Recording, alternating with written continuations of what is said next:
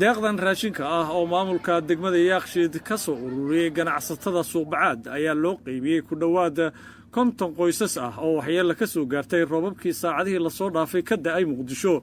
kuwaasi oo ku sugan xaafadda Jungal ee degmadaasi Yaaqshiid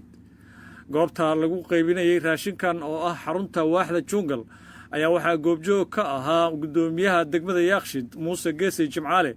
iyo gudoomiye ku-xigeenka arrimaha bulshada ee degmadaasi Yaaqshiid deeq xasan gaafo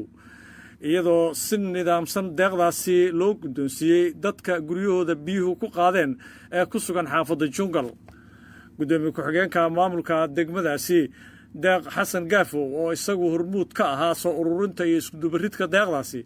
oo halkaasi ka hadlay ayaa tilmaamay in deeqdani ay hordhac u tahay kaalmooyin kale oo ay ugu talagaleen dadkan danyarta ah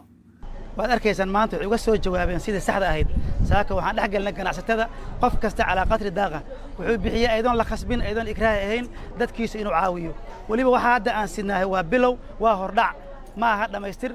reer Yaaqshiid oo maamul leh oo ganacsato leh oo gudoomiyaha gobolka ugu sarreeyo maamulka gobolka Banaadir waxay diyaar u yihiin inay u gurmadaan caawiyaan dadkooda hadda waxaan bilownay waxaan wadnaa waa dhig joojin waa wajigii koobaad waxaan rajaynayaa wajiga labaad haddana inaan ku soo darno joodarayaashaas waxay ku jiifalahayeen iyo noloshooda aydan hadduu Ilaahay yiraahdo gudoomiyaha degmadaasi Muuse Geesay Jimcaale ayaa u mahad celiyay ganacsatada suuqbacaad oo deeqdaasi bixisay isagoo intaasi raaciyay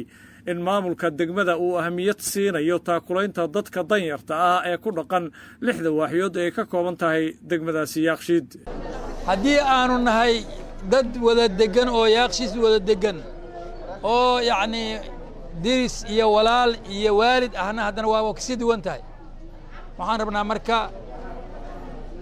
kuwa dhibku gaaray waxaanu leeyahay ilaahay dhibka intaas ugu ekeeyo yacni iyaguna ha sabraan kuwa samafalka sameeyana waxaanu leenahay guulaysta waa walaalihiin dadaalkan iyo ka badan baa idinkaga sii baahan yahay